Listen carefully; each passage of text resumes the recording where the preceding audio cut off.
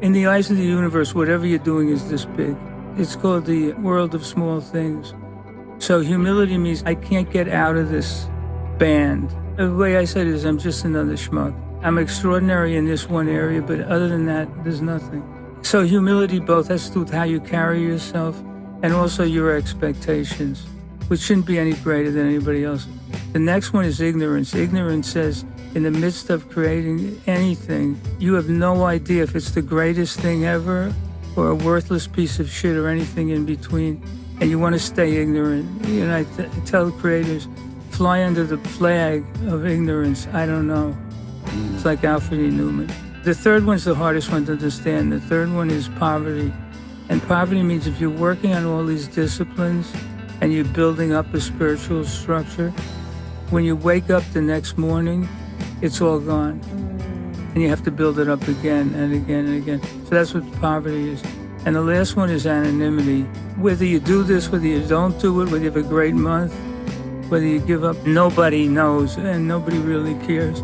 This has to be done in a complete vacuum. If you're doing it for applause, it contaminates the thing. It actually keeps you from getting anything from it. So that's HIPAA. Is that when you use tools, they expand your access to parts of you that you're just not used to using. You know, whether you call it the unconscious or higher forces, I don't really care what you call it, because I don't really care about theories anymore.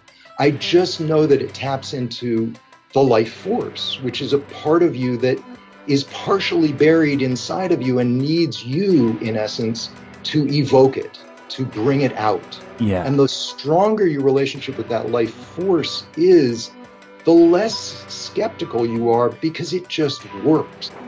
There's a thing called the paradox of engagement.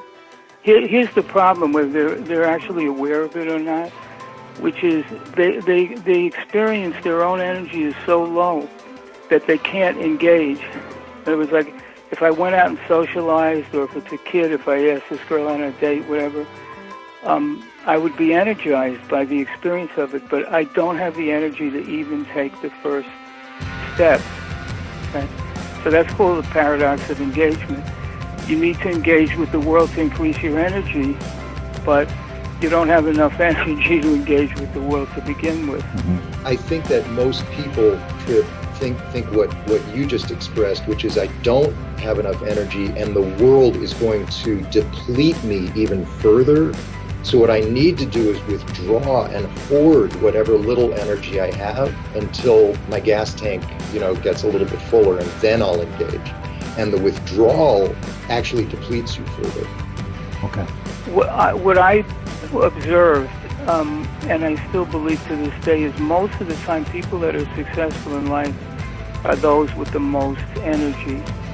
Not the smartest, not the genius. It's not 100%, but mostly it's the person with the most energy wins or accomplishes or feels satisfied.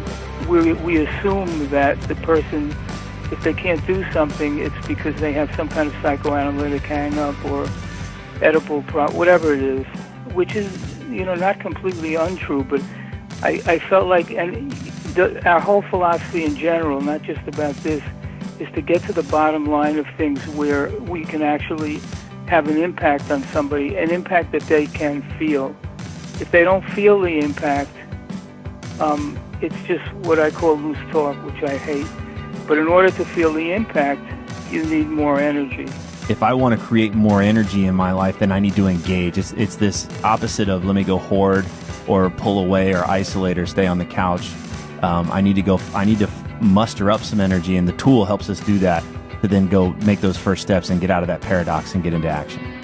And very often, it's exactly what you said, Trip. It's the first step. It's usually a small step, returning an email, jotting down notes for an elevator pitch, having one more interaction that you really don't feel like you have the energy to have. And the reason that's important is because a fulfilling life actually comes from taking the small steps you don't normally take. We think it's going to be a big dramatic thing, but it's not.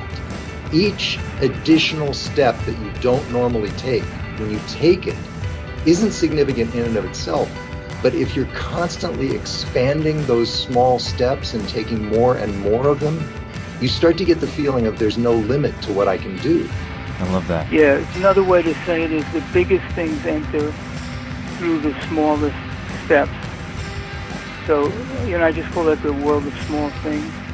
And actually, in terms of accomplishment, there's no difference between accomplishing a big thing and accomplishing a little thing, because when it gets down to actual functionality, it's all little.